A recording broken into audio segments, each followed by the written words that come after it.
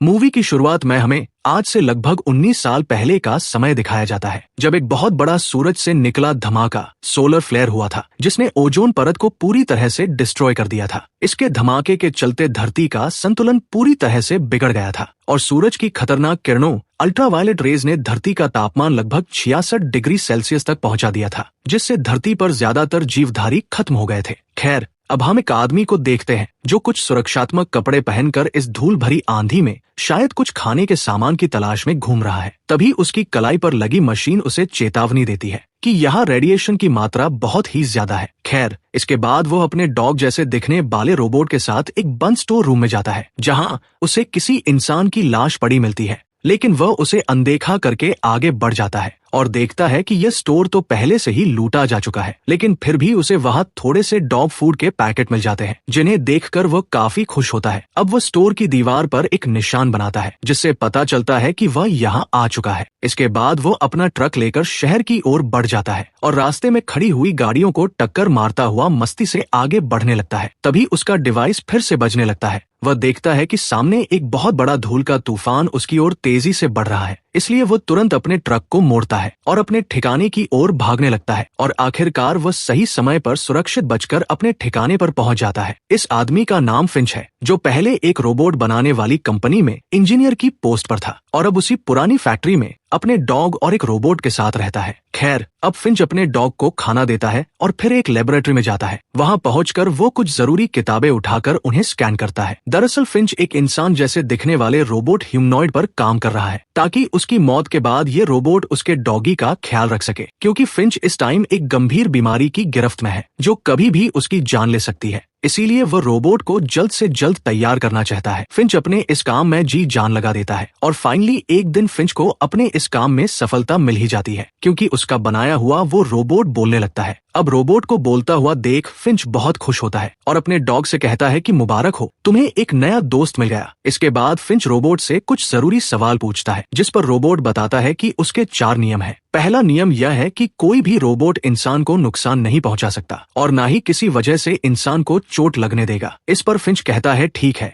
पर अब तुम मुझे बस चौथा नियम बताओ। इस पर रोबोट फिंच से कहता है कि अगर तुम यहाँ मौजूद नहीं होगे तो मैं तुम्हारे डॉग की पूरी देखभाल करूंगा। अब फिंच और रोबोट के बीच यह सवाल जवाब चल ही रहे होते हैं कि तभी अचानक यहाँ की लाइट चली जाती है। अब फिंच छत पर जाता है और लाइट ठीक करने लगता है। तभी वह देखता है कि एक बहुत बड़ा तूफान उनकी ओर तेजी से बढ़ रहा है। अब फिंच जल्दी से नीचे आता है और अपने रोबोट को मौसम की जानकारी देने वाली मशीन वेदर स्टेशन से जोड़ देता है और कहता है कि मुझे मौसम की पूरी जानकारी दो। इस पर रोबोट बताता है कि ये तूफान अगले 24 घंटे में यहाँ तक पहुँच जाएगा और ये बहुत ही खतरनाक होगा। रोबोट बताता है कि ये तूफान अगले 40 दिन तक चलेगा। अब रोबोट की ये बात सुनकर फिंच और ज्यादा परेशान हो जाता है, क्योंकि अगर वे यही रुके तो शायद जिंदा नहीं बच पाएंगे। इसलिए फिंच अब यहाँ से निकलने का फैसला करता है। फिर वह एक नक्शे को ध्यान से देखता है, जिससे उसे पता लगता है कि पश्चिम दिशा उनके लिए सबसे सही रहेगी। अब फिंच अपने डॉग गुडियर से कहता है कि हम सैन फ्रांसिस्को जाएंगे, क्योंकि अगर किस्मत ने साथ दिया तो वहाँ शायद हमें खाने और रहने की जगह मिल जाएगी। फिंच अपने डॉग से ये बातें कह ही रहा था कि तभी अचानक फिंच की नाक से खून गिरने लगता है, जो इस बात का इशारा था कि अब उसे यह काम और भी जल्दी करना होगा। खैर, अब फिंच अपने रोबोट को तैयार करता है, लेकिन तूफान के आने तक वह उसमें सिर्फ 72% जानकारी ही डाल पाता है, यानी रोबोट के पास अभी पूरा ज्ञान नहीं होता। इस वजह से उसे और सीखने की जरूरत थी। अब फिंच उसे चलना सिखाता है। जैसे जैसे फिंच चलता है, रोबोट भी उसकी तरह ही चलता है। अब फिंच जल्दी से कुछ खाने पीने की चीजें और दवाइयाँ लेकर अपनी वैन में पहुंच जाता है और ये लोग सैन फ्रांसिस्को के लिए निकल पड़ते हैं। फिंच की वैन एक खास तरह से मॉडिफाई हुई वैन थी, जो बाहर की गर्मी और रेडिएशन से सुरक्षित रहती है। अब यह लोग अपने सफर का मजा लेते हुए लगातार आगे बढ़ रहे थे। रास्ते में रोबोट खाली शहरों को देखकर फिंच से पूछता है कि यहाँ के सब लोग कहाँ चले गए। इस पर फिंच कहता है कि ये कहानी थोड़ी लंबी है, इसलिए फिर कभी बताऊंगा। अब फिंच एक सुरक्षित जगह देखकर अपनी गाड़ी रोकता है और रोबोट से कहता है कि चलो, तुम्हें अभी बहुत कुछ सिखाना है। इसके बाद ये लोग खाने की तलाश में एक पुराने थिएटर के अंदर जाते हैं, जहाँ उन्हें कुछ पॉपकॉर्न मिलते हैं। अब फिंच उन पॉपकॉर्न को लेकर बाहर आ जाता है और जैसे ही वो उन पॉपकॉर्न को प्लेट पर रखता है तो वे पॉपकॉर्न अपने आप उछलने लगते हैं। असल में फिंच अपने रोबोट को यह दिखाना चाहता था कि बाहर का तापमान कितना ज्यादा है। तभी ये लोग देखते हैं कि एक बहुत बड़ा तूफान उनकी तरफ तेजी से बढ़ रहा है। फिंच फौरन वहाँ से निकल जाता है, लेकिन जल्दी ही उसे समझ आता है कि तूफान की रफ्तार बहुत ज्यादा है और वे इससे बचकर नहीं भाग पाएंगे। इसीलिए फिंच अपनी वैन को एक तरफ लगाता है और उसे बचाने के लिए चारों ओर कीले ठोक कर एक केबल से बांध देता है। फिंच के इस काम में रोबोट भी उसकी मदद करता है और फाइनली तूफान आने से पहले ये लोग वैन को पूरी मजबूती से बांध देते हैं। लेकिन फिर भी तूफान इतना तेज होता है कि वैन बंधी होने के बावजूद भी हवा में उठने लगती है, जिससे कई रस्सियां भी टूट जाती है। लेकिन फिर भी किस्मत से ये लोग बच जाते हैं। अब तूफान थमने के बाद फिंच बाहर आता है और देखता है कि वैन का एक टायर खराब हो चुका है। ये देखकर फिंच काफी परेशान हो जाता है क्योंकि इनके पास दूसरा टायर तो था लेकिन उसे बदलने के लिए जैक नहीं था। लेकिन तभी वो रोबोट फिंच की मदद करता है और अपने एक हाथ से ही वैन को ऊपर उठा लेता है, जिससे फिंच आराम से गाड़ी का टायर बदल देता है। अब रोबोट की मदद पाकर फिंच काफी खुश होता है। वह उससे कहता है कि आज तुमने बहुत अच्छा काम किया है, इसलिए मुझे लगता है कि तुम्हें एक नाम देना चाहिए। और फाइनली फिंच उसे जेफ नाम दे देता है। अब रात भी हो चुकी थी, इसलिए ये लोग रात को वहीं रुक जाते हैं। अब फिंच अपना सूट ठीक करता है और जेफ को कुछ जरूरी बातें सिखाता है। अब अगली सुबह जैसे ही सूरज निकलता है तो वैन की छत पर लगे सोलर पैनल अपने आप खुल जाते हैं। तभी फिंच की आंख खुलती है और वह देखता है कि उसका रोबोट जेफ उसके डॉग की नकल कर रहा है। इस पर फिंच उनसे कहता है कि सुबह सुबह इतना शोर मत करो। इस पर जेफ फिंच से कहता है कि मुझे लगता है शायद डॉग मुझे पसंद नहीं करता। अब फिंच जेफ को जवाब देते हुए कहता है कि नहीं, ऐसा नहीं है, बस उसे तुम पर अभी भरोसा नहीं हुआ है। खैर, अब ये लोग अपने अगले सफर के लिए निकल पड़ते हैं। तभी अचानक काफी दूर जाने के बाद फिंच की तबीयत बिगड़ने लगती है। अब फिंच की तबीयत के चलते जेफ फिंच से कहता कि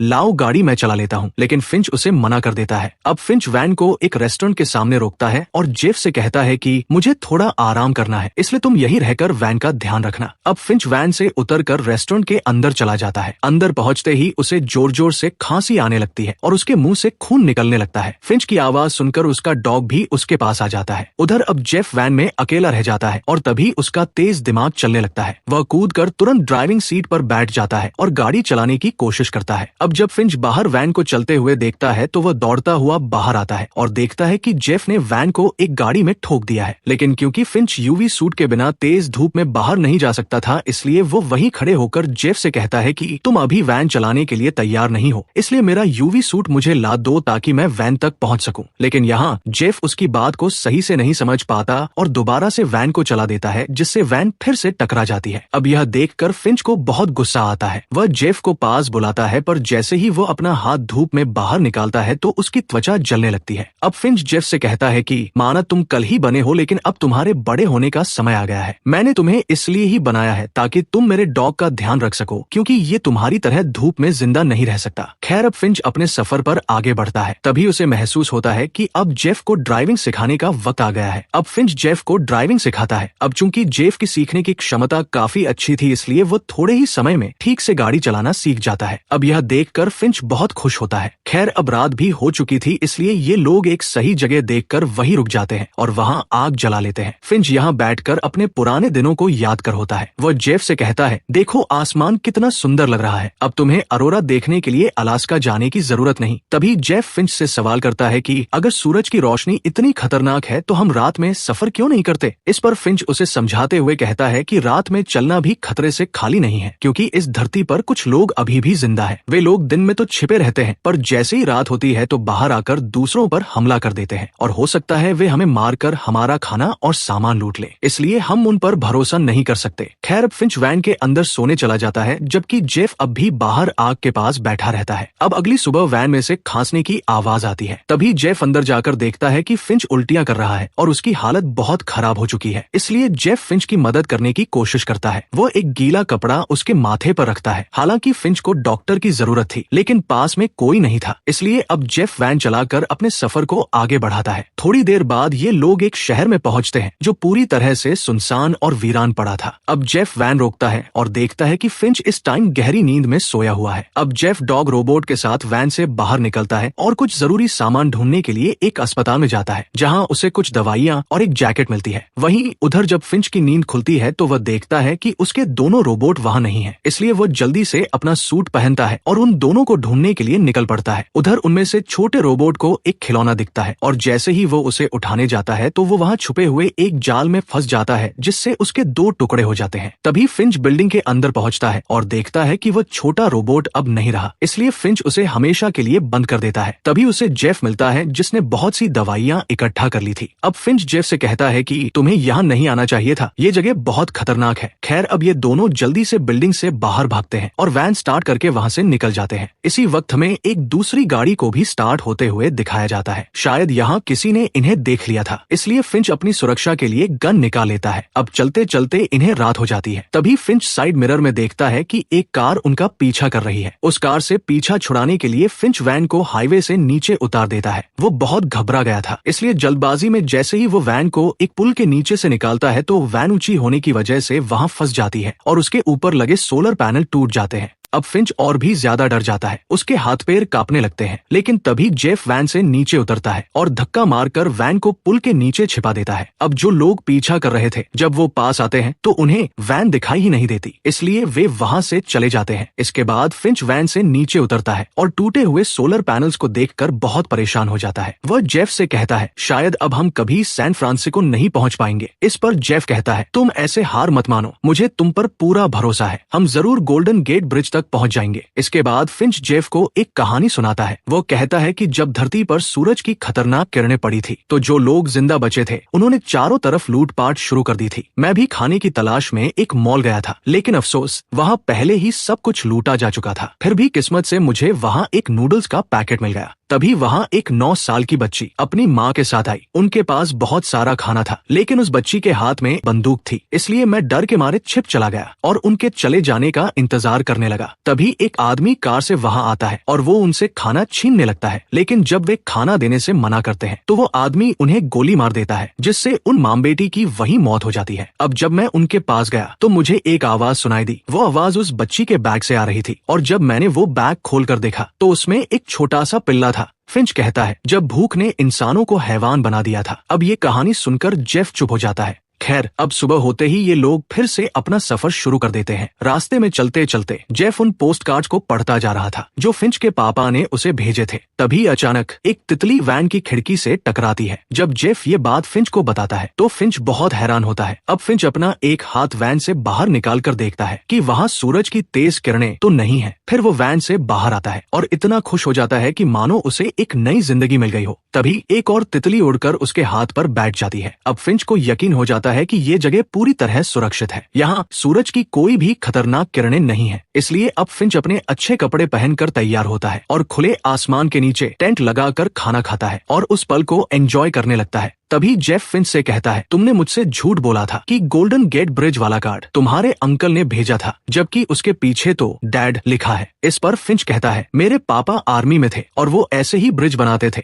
लेकिन अफसोस मेरे जन्म से पहले ही वो इस दुनिया से चले गए, मैं कभी उनसे मिल भी नहीं पाया। फिंच कहता है एक दिन जब मेरा 15वां जन्मदिन था तो मुझे ये पोस्ट कार्ड मिला जिस पर लिखा था कि वो मुझसे गोल्डन गेट ब्रिज पर मिलेंगे और उन्हें खुश करने के लिए ही मैंने ये सूट खरीदा था, लेकिन फिर भी हम कभी मिल नहीं पाए। मैंने इतने सारे पोस्ट कार्ड इसलिए संभाल कर रखे हैं क्योंकि मैं पूरी दुनिया घूमना चाहता था और उस ब्रिज पर जाकर उसकी खूबसूरती देखना चाहता था, लेकिन अफसोस मैं ये सब कर नहीं सका। हम इंसान भी कितने अजीब होते हैं, जब समय होता है तो मौके को गवा देते हैं। अब ये सुनकर जेफ कहता है कोई बात नहीं, हम अभी वहाँ चलेंगे और साथ में घूमेंगे। इस पर फिंच कहता है नहीं, शायद अब मेरा वक्त आ गया है, इसलिए तुम मुझसे वादा करो कि मेरे जाने के बाद तुम मेरे डॉग का अच्छे से ख्याल रखोगे। ये सुनकर जेफ सिर हिलाकर हाँ कर देता है। अब फिंच अपने डॉग के साथ खेलने लगता है और जेफ को भी साथ खेलने के लिए कहता है, लेकिन फिंच का डॉग अभी भी जेफ पर भरोसा नहीं करता, इसलिए वो हर बार बॉल लाकर फिंच को ही देता है। इस पर फिंच मुस्कुराकर कहता है कोई बात नहीं, जल्दी ही तुम दोनों एक अच्छे दोस्त बन जाओगे। अब ये लोग खेल ही रहे थे कि तभी अचानक फिंच को खून की उल्टी होने लगती है और उसकी तबीयत एकदम से बिगड़ जाती है। फिंच समझ जाता है कि अब उसका आखिरी समय आ चुका है, इसलिए वह जेफ से हाथ मिलाता है, जिस पर जेफ भावुक हो जाता है और उसे गले लगा लेता है। अब फिंच भी बहुत ज्यादा भावुक हो जाता है, इसलिए ज्यादा कुछ नहीं बोल पाता और आराम करने के लिए वैन के अंदर चला जाता है। फिंच अपना आखिरी वक्त अपने डॉग के साथ बिताता है। वो उसे प्यार से सहलाता है और धीरे धीरे इस दुनिया से चल बसता है। उधर जेफ बाहर रखा सामान समेट रहा होता है। तभी उसे डॉग के रोने की आवाज आती है। वह समझ जाता है कि फिंच अब इस दुनिया नहीं रहा। इसके बाद जेफ वहीं पर फिंच का अंतिम संस्कार कर देता है। अब अगली सुबह जब जेफ उठता है तो वह देखता है कि फिंच का डॉग गुडईयर बहुत उदास है। फिर जेफ उसे वैसे ही खाना खिलाता है जैसे फिंच उसे बताकर गया था। इसके बाद जेफ उसके साथ बॉल से खेलने लगता है और धीरे धीरे जेफ और गुडईयर के बीच काफी अच्छी दोस्ती हो जाती है। अब जेफ सैन फ्रांसिस्को की ओर निकल पड़ता है और लगभग 18 घंटे लगातार चलने के बाद वे दोनों गोल्डन गेट ब्रिज पर पहुंच जाते हैं। हालांकि इस सफर में फिंच उनके साथ नहीं था, जो हमेशा इस ब्रिज पर आने का सपना देखता था। खैर, अब जेफ और गुडईयर पुल पर खड़े होकर उसकी सुंदरता को देखते हैं। जेफ फिंच की याद में वो पोस्ट कार्ड जिस पर इन तीनों का स्केच बना था उसे उसी पुल पर चिपका देता है। तभी उसकी नजर एक और नोट पर पड़ती है। उसमें किसी लड़की का नाम और एक पता लिखा था और ये भी लिखा था, हम लोग सुरक्षित हैं, अगर कोई यह नोट पढ़ रहा है तो हम इस पते पर मिलेंगे। इसके बाद जेफ गुडईयर के साथ उस जगह की तलाश में निकल पड़ता है ताकि बचे हुए लोगों के साथ मिलकर एक नई जिंदगी की शुरुआत कर सके।